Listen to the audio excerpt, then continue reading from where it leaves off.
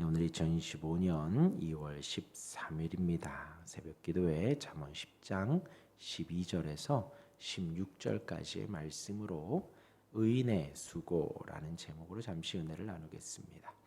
이제 어제 새벽에는 의인과 악인에 대해 말씀드렸습니다. 의인은 머리부터 복을 주시고 의인의 이름은 평생 기억이 되고 기쁨이 된다, 칭찬이 된다 했습니다. 그러나 그러한 의인은 주의 말씀을 기쁨으로 받습니다. 그런 의인은 남을 세워주고 축복하고 생명의 샘이 된다 했습니다. 그래서 이러한 의인이 되기를 우리 기도하자 했지요. 이어서 오늘 본문 말씀이 이어집니다. 전체적으로 보면 의인과 악인에 대한 계속되는 대조로 보여집니다. 우리 한 절씩 보도록 하겠습니다. 12절에 미움은 다툼을 일으켜도 사랑은 모든 허물을 가리느니라 했습니다. 사랑과 미움 그리고 다툼이 있습니다. 그런데 이 다툼이 길어질 수도 있고 이 다툼이 짧게 끝날 수도 있습니다. 그 기준이 사랑입니다. 그 사랑은 허물을 덮어주는 것이지요. 허물을 덮어주는 것. 여기에서 덮다라는 것은 가려주는 것입니다. 그러니까 허물은 그대로 있는 거예요. 그런데 가려주고 덮어주는 것입니다. 그 사람에게 연약하고 해가 되는 그 약함을 내가 눈 감아주고 내가 덮어주는 거예요. 그리하면 다툼은 짧게 끝나게 됩니다.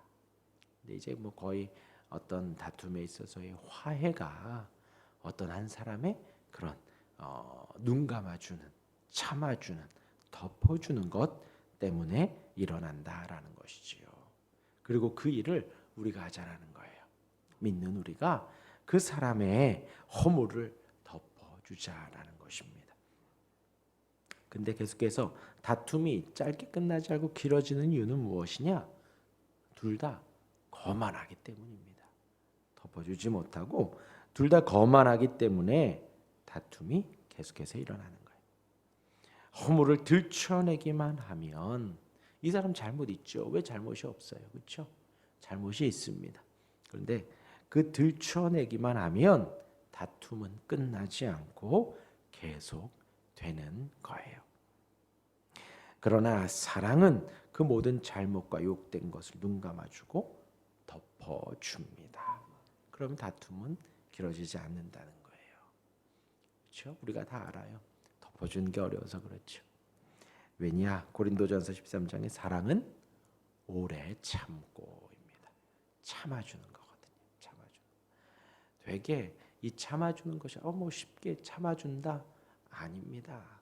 근데 이제 그 참아주는 것이 뭐 예를 들어서 뭐 TV에 나오는 연예인이 TV에 나오는 누군가가 우리랑은 우리의 삶과 우리의 어떤 인생에 있어서 그닥 영향을 주지 않는 사람이 잘못을 했으면 뭐 그럴 수 있지 하고 넘어갑니다. 그런데 우리 인생에 가장 가까운 사람들이 그런 연약함을 가지고 있고 부족함을 가지고 있을 때에 그 허물을 덮어주는 것 정말 치열한 싸움이고 전쟁입니다. 내 안에서. 그러나 성경은 지금 계속 그 말을 하는 거예요. 다툼을 멈추려면 허물을 가려줘야 한다는 거예요. 그리고 허물을 덮어주는 것은 사랑이라는 것입니다. 사랑. 그래서 뭐 조금만 더 말씀드리면 이 사랑은 어떤 사랑이냐? 하나님을 향한 사랑이고 이웃을 향한 사랑이에요. 그러하기에 사랑이라 하면 그렇게 핑크빛은 아닙니다. 내 안에 있어서 치열한 싸움이 있어야 하니까 내 자존심을 내려놓아야 하고 나의 식견을 내려놓아야 하고 내가 말하고 싶은 욕구와 욕망을 내려놓아야 합니다. 그러한 치열한 싸움이 바로 사랑이라는 거예요. 하나님을 향한 사랑이고 이웃을 향한 사랑이 되어집니다. 그렇게 참아주는 것이, 그렇게 덮어주는 것이 바로 사랑입니다. 그 사랑으로 허물을 덮어줄 때에 다툼은 금방 끝이 납니다. 이어서 13절입니다. 명철한 자의 입술에는 지혜가 있어도 지혜 없는 자의 등을 위하여는 채찍이 있느니라. 명철한 자와 지혜 그리고 지혜 없는 자를 대조합니다.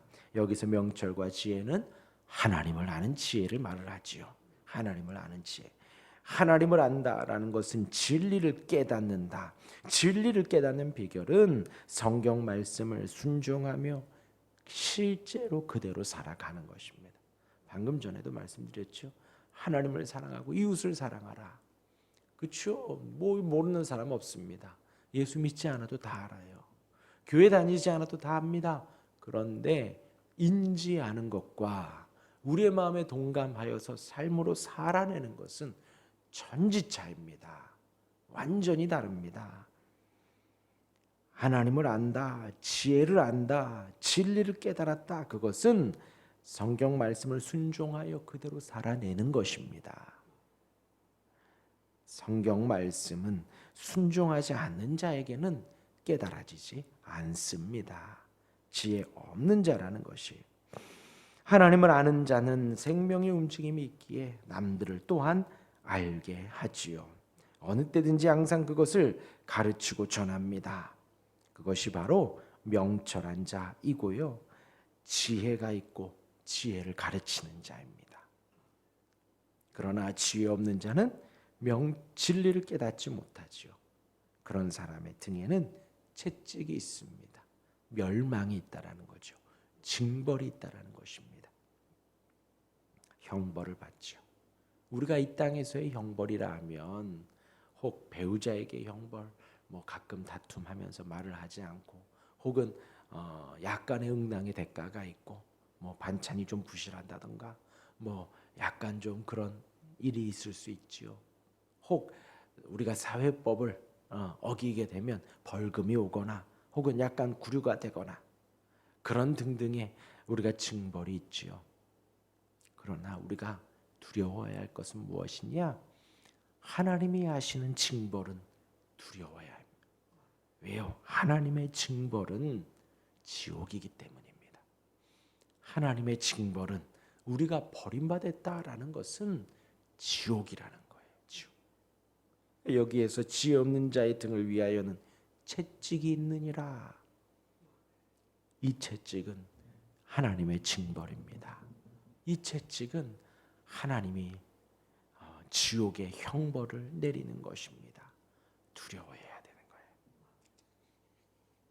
이어서 14절입니다. 지혜로운 자는 지식을 간직하거니와 미련한 자의 입은 멸망에 가까우니라. 지혜로운 자는 여태까지의 흐름상 여호와를 경외하고 섬기는 자이지요. 그런 이들이 지식을 간직한다라는 것은 하나님을 경외하고 진리를 깨닫고 주의 말씀을 깊이 간직하고 있는 것입니다. 소중히 여기는 거예요. 너무나도 귀하니 계속해서 소중히 여기고 묵상하고 계속 쳐다보고 계속 읊조리고 암송하고 읽고 하는 것이지요. 그것을 간직한다라는 표현을 쓰는 것입니다. 단순히 간직하는 것이 이 말씀이 이 성경책이 훼손되면 안 돼. 그래서 보호하는 것뿐만이 아니라 매일매일 보는 거죠. 매일매일 읽는 것입니다. 이 말씀 읽는 것이 너무나도 행복한 것입니다. 그 시간을 놓치지 않고 잊지 않고 가장 최우선으로 두고 가장 제일 먼저 하게 되는 것이 바로 말씀을 간직한다라는 것이지요. 소중하니 감사하고 좋으니 간직한다는 표현을 쓰는 것입니다. 하나님을 아는 그 지식이 얼마나 귀한가요? 얼마나 귀한가요? 밭을 일구는데 보화가 발견됩니다. 잠깐 묻어두었다가 내가 가지고 있는 모든 재산을 다 팔아 그 밭을 삽니다. 그 사람 마음 안에는 무엇이 있어요?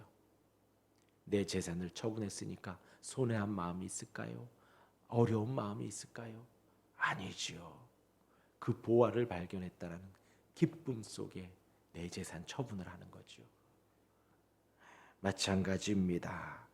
감추인 보화를 발견하고 그것을 숨겨두고 기뻐하며 돌아가서 자기의 모든 소유를 다 팔아 그 밭을 사는 자 얼마나 감사와 기쁨이 넘쳐 있나요?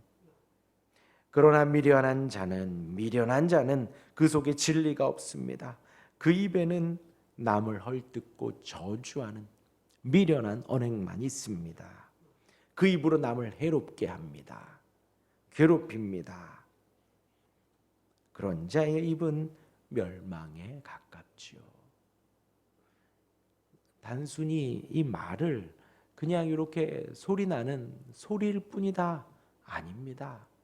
우리의 말은요, 우리의 마음 안에 있는 게 나오는 거예요. 평소에 내가 생각하고 묵상하는 것이 나오는 것입니다.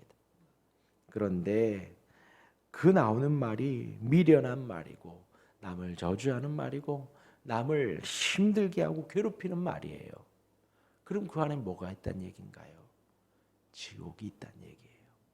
계속해서 남을 괴롭히고 남을 힘들게 하는 마음만 있으니 그런 말이 나오는 것입니다. 그러니 그 인생은 멸망에 가까우니라. 그 인생은 주를 떠나 지옥과 가까워지는 것입니다. 이어서 15절입니다. 부자의 재물은 그의 견고한 성이요 가난한 자의 궁핍은 그의 멸망이니라. 예, 제가 책을 보니까 이게 이제 두 종류로 이렇게 해석이 좀 갈리더라고요. 아주 양쪽으로 갈립니다. 하나는 대부분의 책이 뭐라고 썼느냐? 여러 학자들이 대부분 여기서 부자와 재물을 이제 긍정적으로 위에 있는 말씀 그대로 봐서 지혜로운 자는 또 명철한 자는 또 사랑한 모든 허물을 덮는다. 이쪽으로 봐서 부자를 긍정적으로 보는 것입니다. 그래서 부자와 재물을 긍정적으로 봐서 지혜로운 자가 부요해진다.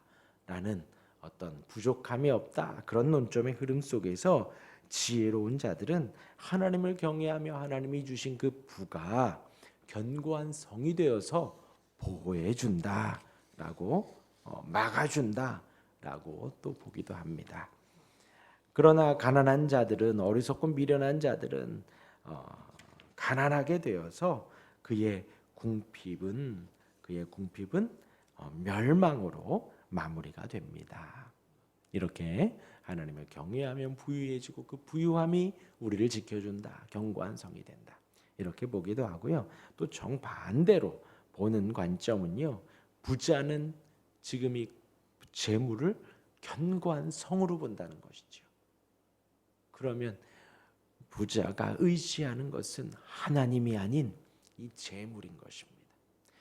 주님이 우리의 산성이 되고 주님이 우리의 방패가 되어야 하는데 부자들에게는 이 재물이 방패가 된다는 것이죠. 그런 사람들은 하나님을 의지하지 않습니다. 그러나 반대로 마음이 심령이 가난한 자, 궁핍한 자는 지켜줄 게 없지요. 그러하니 누구를 의지해요? 하나님을 의지합니다. 이렇게 보는 이들도 있습니다. 자, 이렇게 생각하시되 하나님을 의지하는 우리가 되기를 바랍니다. 이어서 이제 16절입니다. 의인의 수고는 생명에 이르고 악인의 소득은 죄에 이르느니라. 이제 15절과 본다면 앞에 해석한 것이 맞는 거예요. 의인의 수고는 생명에 이르고 해서 하나님이 의인 가운데에 부유함을 주고 그 부유함이 이제 견고한 성이 되어서 우리를 덮어준다라는 어떤 그런 흐름 속에서 이 의인은 하나님을 참으로 공경하는 사람입니다. 그는 자기를 위하지 않고 하나님을 위하여 살아가지요. 하나님을 위하여. 그런 사람의 수고는 생명에 이르릅니다. 영생이지요. 영생이지요.